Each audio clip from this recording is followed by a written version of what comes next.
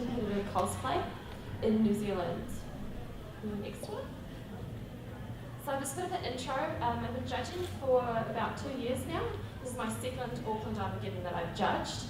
I've been cosplaying for about 8 years, and my interests are sort of more strongly with sewing and dyeing and woodwork are kind of my favourites. By day I work as an engineer, so a bit different. So who here has watched a competition before?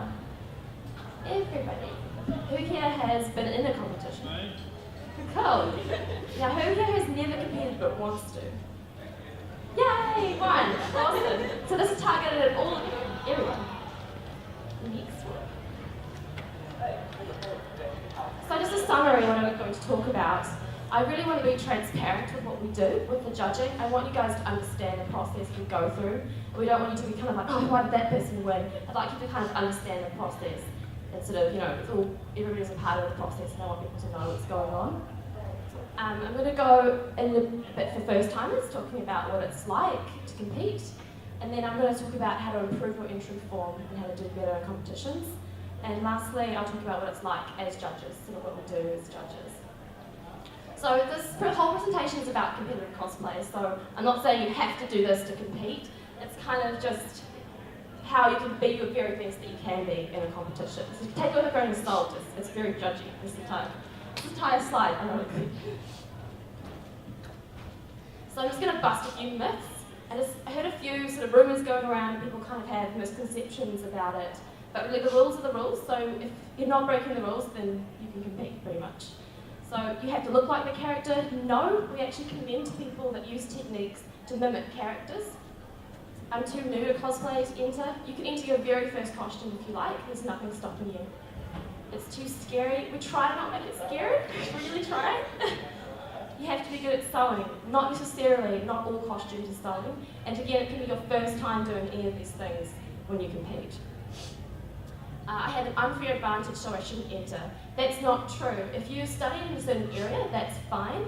The only people who can't compete are industry professionals. So that's somebody who is involved in business, in a big organisation where they make profit of the work they do, with skills that are sort of related to cosplay. So if you're not breaking the rules, then please do enter. I love to see people's amazing, amazing creations and costumes. So this is what I live by my entire life. So this is the process for when people compete, for people who are new, the one person here. So the entry forms have to be handed in 2 weeks before the Armageddon weekend. So it's an application form with your sort of general details, and then it's a construction diary talking about how you created your costume. So we really like to see lots and lots of photos. We'd rather see more photos than words, to be honest, because an image speaks 1,000 words, and especially we have so many forms to go through, we don't really want to be wading through like walls and walls of text. We'd rather just see the pictures and see exactly how you've made it. So try and take pictures and write bits as you go, as you're creating it. That's when it's freshest in your mind. We like to see time estimates. So we can kind of see where you've spent most of your time. If you spend a lot of time on one aspect, we know to look at that part of the costume in particular.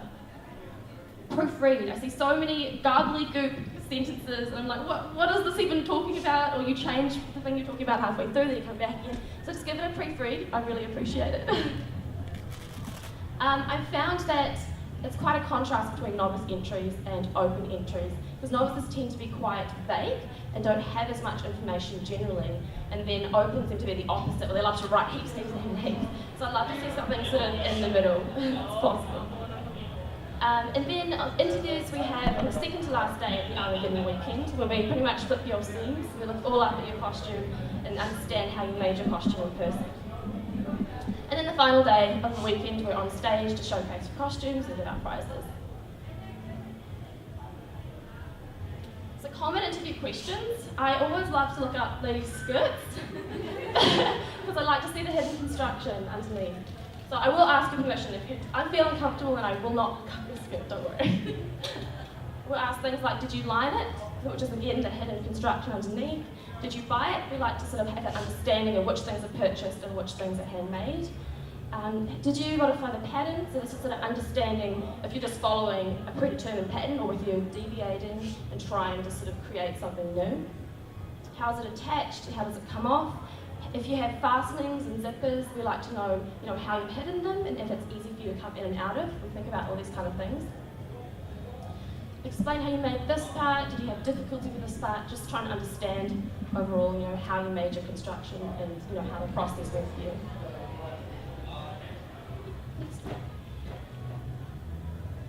So first timers, I really encourage new people to enter. I love to see new people all the time. It's really exciting. Some things I think people have difficulty with is choosing between novice and open. So it's up to you, but then we also as judges will change your category if we see fit. But some things to keep in mind is that a lot of novices are their first time cosplaying, their first time competing. So if you're a bit more experienced, then maybe you should try the open. But another thing is that if you've won 3 technical awards or 1 major award, you instantly get kicked out of novice. So you have to compete in open then. So it's really up to you. And lastly, I think everybody should be proud of their cosplayers, because I know it's really scary your first time competing and everybody looks amazing and incredible and it's really intimidating, but honestly, you know that you spent your time in your costume and it was a lot of hard work, so just be proud of your own work, because that's really important, don't be scared. So now I'm going to go through the hidden secret cheat sheet. So there's 8 pointers I like to look at when I'm looking through costumes. So first one I'll go into, next slide please. This one's really obvious, accuracy. So this is kind of what cosplay is all about. But I think what a lot of people forget to think about is the proportions, like unrealistic proportions that costumes have, and trying to interpret unrealistic designs, the things that wouldn't actually exist in real life, you're trying to bring to life. So this is kind of Chaos Cosplayer's dedication slide. Unfortunately, she's not here today. But she's really good at accuracy. She's great at proportions. You can see with this image over here, she's actually wearing high heels, and that gives her the accuracy in her height. And her feet are actually massive. They're double the size of her normal feet, because he's trying to get that exaggerated, animated, appearance. Also, her hood is massive and her gloves are massive, and she's really been taking a lot of care to scale things and try and get them right. With her Megara costume, she did so many dye tests to try and get the colour gradient just right. So this is your dedication slide, Shannon. This is technical skills. So we like to see costumers display a range of different technical skills. So these guys are a perfect example because it's just endless, the list of things that they did. It's incredible. So there's polyester dyeing, polyester gradient dyeing. There's work with warbler, there's gold leaf, there's boning. We go on and on and on. But my favourite is the flocking, because it was actually one of the most difficult situations for using flocking, because it was a white fabric with a dark colour on top, so it's really easy to stain. If you don't know, flocking is where it's kind of complicated. You put glue down with a stencil and you put fluff on it, but it kind of has to be magnetised in a way to make the fluff stick up, so it makes like a beautiful velvety texture. It's really not easy, and these guys are crazy. So third is attention to detail. These ladies are really good at paying attention to all the tiny little things, and we really commend the time and the effort that goes into all the tiny little modified buttons, looking at the reference image really carefully and trying to mimic all the tiny parts of the costume. So on the left there we have Rebecca, who did was warbler sausaging with all the little filigree detailing. In the middle is Rowan's, which she did, what's it called? Couching with the gold hand-stitched, the rope gets hand-stitched around. And then of course Sylvia's just amazing with the hard, amazing. Can't even explain it. This is something I think is very underestimated with cosplay, is execution. So often costumes can look quite simple, but a lot of effort and a lot of work has gone into them. Especially with all the hand sewing and the way it's done, we really do look at that. On the left there we have a Halo cosplayer, and he put so much effort into making sure the beveled edges all fit together perfectly. You couldn't see a single glue seam. It was actually really flawless. He did use a pre-made pattern, so he followed a pattern and modified it slightly, but his execution was immaculate. And it's the same as the other two girls. Diana is here today, actually, in her amazing outfit. I judged her last year, a year ago, and I had my face right up against the hem of her skirt, and I couldn't see her hand stitching. It was just so immaculate.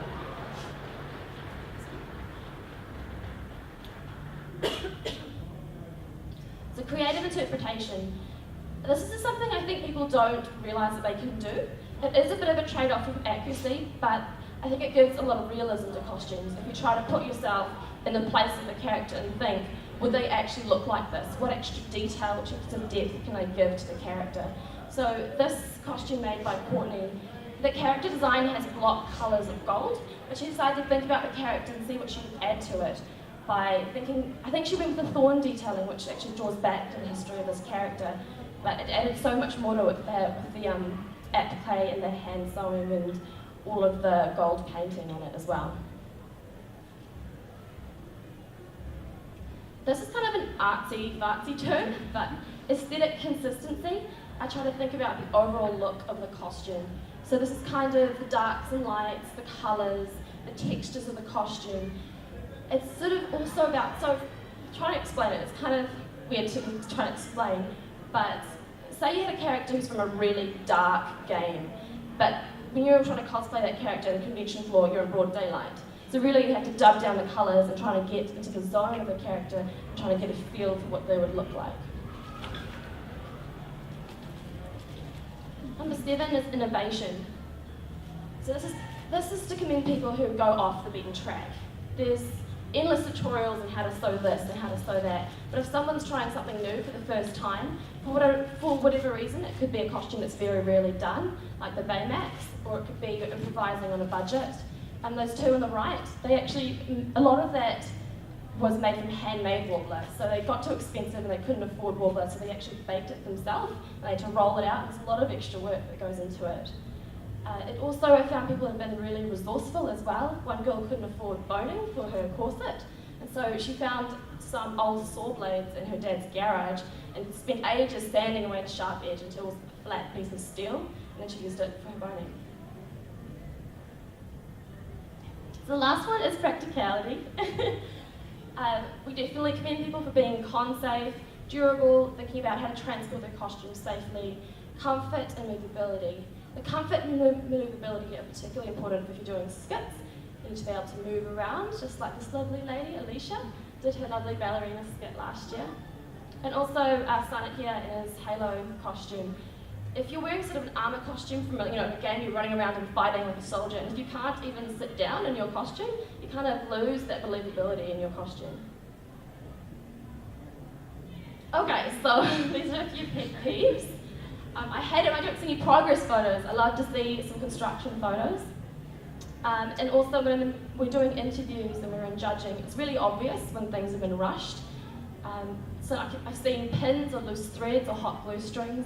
I think it's really important that before you throw your costume on and come into the interviewing room, is just to have a look over. Trim away those threads, make sure it's all looking okay. It just brings it all together. It doesn't make it look rushed. Safety pins. There's so many different types of fasteners out there. You don't need to use safety pins. This is more targeted open category because I expect more from you guys. And unironed as well. Just give it a nice iron so everything looks pristine. So a bit of advice.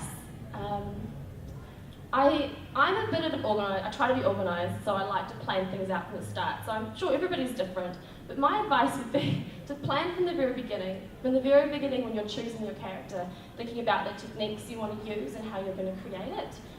I guess there's so many different ways you can make a costume, so you might as well, if you're going to compete, sort of make it costume worthy, I suppose. So competition worthy. There was Kayla who did her entry. She was wearing this beautiful coat with the lined jacket with pockets, and then she created the rags, and underneath, she pulled it all off on stage, and then she had a beautiful dress. So she actually competed with 3 costumes, which added so much to her application form. Time management, try and plan out, do schedules, and try and figure out if you're going to get it done in time. There's always going to be another convention, so if you think you're not going to make it, don't push yourself. Try not to kill yourself. No, go back. I would say, try to play to your strengths, to know what you're good at, but at the same time try to challenge yourself in new ways and try to manage your time knowing that you're going to try something new and it may take longer. Try and think about those cheat sheet pointers I can send out information if you guys have forgotten already.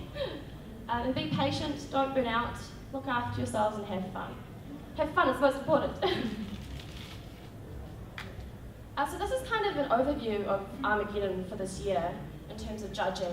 Myself and Roseanne are the main judges, and then we've had guest judges in the different regions. We had Rowan in Manukau as our guest judge, Pink Star at Christchurch, Kubi Frau and Spicy Tiger are our Wellington judges, and then this year we have Alexandra, hey Alexandra, Alexandra and Keely were the guest judges here at Auckland. So I'll give a quick run through of the judging process. So I went through your process as competitors, but for the judges, we kind of started a bit earlier because we answered a lot of questions a few months before the Armageddon happens. And then once all the applications form come in, we organise time slots, try and coordinate all of that. Some people have requests to be earlier, later, they need help, things like that. And then when we sit down to look at the entry forms, I have a few different pointers I like to sort of look at for every competition entry. So I like to list down questions that I want to ask in the interview. Every costume is unique, and I think there's different questions I have to ask to understand each individual costume. I like to list down things to look at. So if you've written like a paragraph about something that really, it's so frustrating, took you ages, I write down a note to make sure that I look at that particular part so I don't miss it in the interview.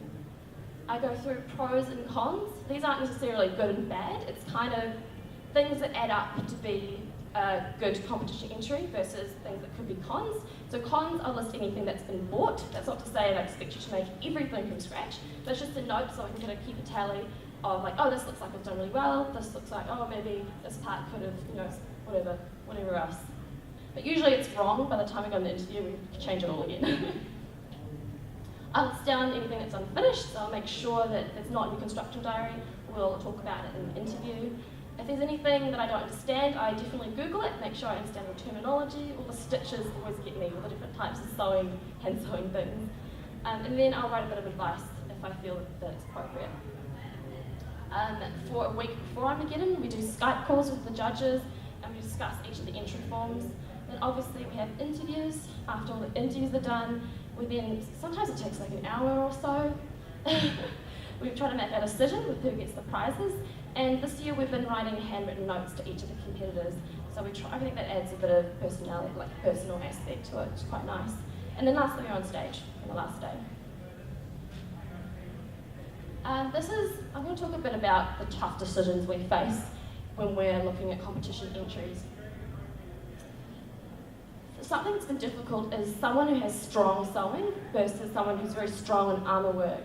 That's quite a difficult decision because they're completely different techniques, but we're trying to directly compare them. Simple experience versus new challenging techniques. So this is something where if someone tries to play it safe, they go for quite easier techniques and they execute it really well, versus somebody who's tried to really challenge themselves, but of course it's quite advanced and they haven't quite pulled it off. So how do you compare that and how do you, trying to make a decision about it? Another thing is if someone has obvious strengths and also obvious weaknesses, because in the end we are looking at the entire costume overall, so you do see the strengths and the weaknesses, and we kind of want to try and average it out, I suppose. And that also applies to someone who's showing a variety of techniques, but then also does have those obvious weaknesses. So someone who's tried to display a range of technical skills, but then is kind of lacking in some areas. So at the end of the day, it is a comparative analysis. I know someone has come up to me and said, oh, this costume was the best costume ever made, but I didn't win in this one, but the other costume won. But really, it depends on the competitors that you're with and the size, the number of competitors as well. Other factors that come into it, I try to be as fair and unbiased as I can. So I find if there's somebody I know versus somebody I've never met, the familiar faces are people that I understand their background. I know what costumes they've made, I know what their strengths are, what their weaknesses are, versus somebody who I've never met. So I try to take that care to understand, what their background is, if they've had experience in this, have they done this before, that kind of thing. That also ties into social media.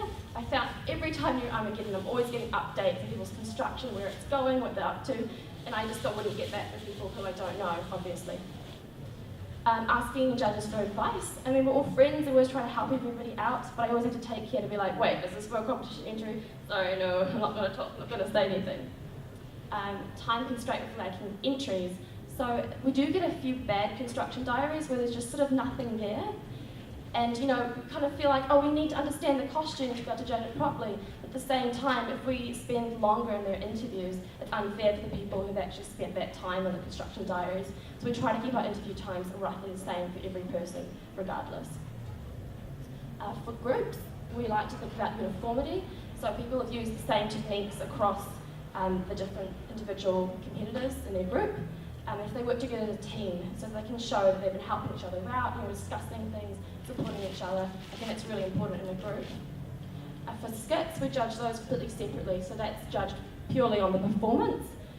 And the only time it would come into a decision if it's a really, really close call, and it's for maybe like a best in novice or best in open, and they put in that extra effort in their costume to make sure that it's performance ready, so they can move in it and all of that, and that would push them to get the prize versus somebody else who didn't do a skit. So the vision for the future. The whole point of these cosplay contests, I think, is to grow the community. I'd love to see more people competing, more people be interested and excited about cosplay. I want to motivate cosplayers to be the best that they can be, so I want you to be challenged. I feel like if there's a definite deadline, and if someone is going to be looking at your costume up close, I feel like that motivates you to try and be the best that you can be. So for next year, these are just my ideas, it's all very airy-fairy. But I'd love to try and have split judging, and we're trying this here at Auckland. So we have 2 judges for novice and 2 other judges for the open category. So this kind of like halves our workload and allows more competitors to enter. So we can extend the size, the number of competitors we can have. So we just have more people entering. And I don't know what you guys think about this, but I thought we haven't had many junior entries this year. So I was considering making it a beginners category and making it 50% for all age groups, construction-wise, and I'm hoping that would get more people involved and less intimidated by the competition. And then I've also had a lot of industry professionals asking to compete as well, so I was considering a separate category for them because we have to keep them separate. But yeah, that would maybe allow for them to compete as well. But this also depends on, we need lots of competitors to have all 4 categories. So there's that. But I'd like to see more prizes. I know the prizes aren't the best, and we try every year to push to get better. It is a bit political, it is really complicated and difficult, but maybe next year. We'll see. And I do feel like overall, as a country, we're sort of lacking in our performance aspect and skits. We very rarely see skits. And this contest is a very construction-focused competition, but I'd love to see more skit competitions. Probably not this contest, maybe another separate contest, possibly, because it's hard to do both. So this weekend is the Cosplay Cup, the last competition of the year. These are our regional winners, a Manukau winner, Christchurch winner, and Wellington. And the Auckland winners will be confirmed. You guys will find out on Monday, the main stage, at 3 p.m. So I'd just like to say thank you to everybody, to all the photographers that helped us in the judging room, to photographers I've used their photos in here, and to our minions, Paul and Chris, who we just boss around and tell them what to do. But most of all, I'd really love to thank you, Roseanne, and I have a little gift for you. Not this bag. I got one of those at the gate. I asked Paul and Kylie what you'd like. They were useless. You got so much minions on it. I couldn't have done it without you. It would have been a nightmare. It's still a nightmare. Well, we can breathe through it together. And there's one last slide. I just had this quote that I think is really cool. It's not the critic who counts, not the man who points out how the strong man stumbles, or whether the doer of deeds could have done them better. The credit belongs to the man who's actually in the arena. Also applies to women. Thank you guys.